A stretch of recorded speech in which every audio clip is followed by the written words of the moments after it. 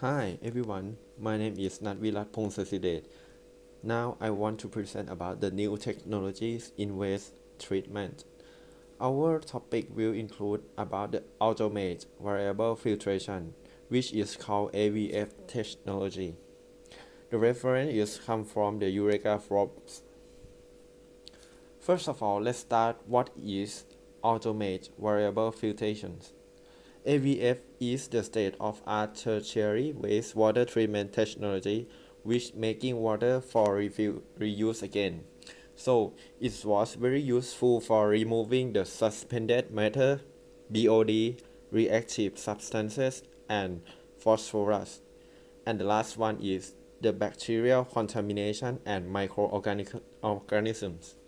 Because some of bacteria was used and required an expensive membrane for removals. So this technology will become useful for that case. For the next one, now I would like to present about the principle of continuous backwash filter. This is the one of the unit that consists in the AVF technologies. As you see in the pictures, the principal was start from the influent wastewater entered to the filter bed through radials located at the bottom of the filters. Next, the flow moved up through the downward moving sand bed and effluent flow over a wire at the top of the filter. After that, the overflow of the effluent liquid will flow out through the effluent pipe. Then, the media with the accumulated solid is drawn downward to the bottom cone of the filters. Now I have the video presentation that make you will be more understand about the principle of the continuous backwash filters. Okay, here is the video clip of the functional principle of the flow sand filter. Now let's look inside the unit. How does it work? Okay, first of all, the raw water flows into the flow sand filter through the inlet pipe, as you see, followed by the arrows. And then the water reaches the sand bed via the star-shaped inlet distributor and is spread uniformly over the entire area. As you see the arrow, it flows through the filter bed from the bottom to the top. Next, the filter bed countercurrently moves down the upward moving raw water is filtered whereby a secondary filter bed is created. As you see, the overflow part, the filter water exits the filter by the overflow edge to the filter outlet. Now, let's look in parts of the sand that contaminated. The contaminated sand is moved to the top by using an airlift pump.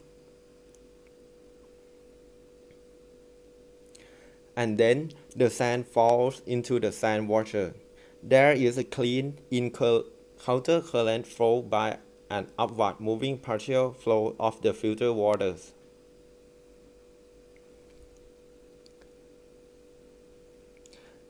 As you see, the yellow one is the clean sand fall back onto the surface of the filter bed and serve as the filter mediums again.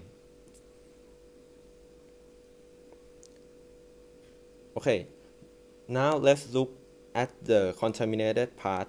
The contaminated washing water will be exit the filter via the washing water outlet. And that's all the principle of the unit. Let's get back to our presentations. Here is typical two-state of filters, as you see in the presentations. Next is the process diagram that consists of two units of the filter as I showed previously. And the last one is the key benefit of the system.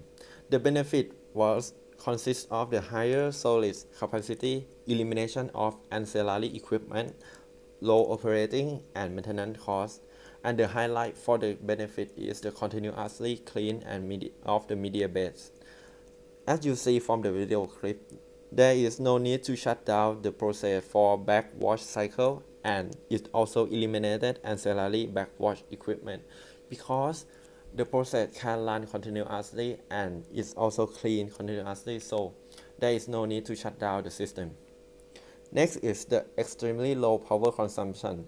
There is used very less power to run the operations.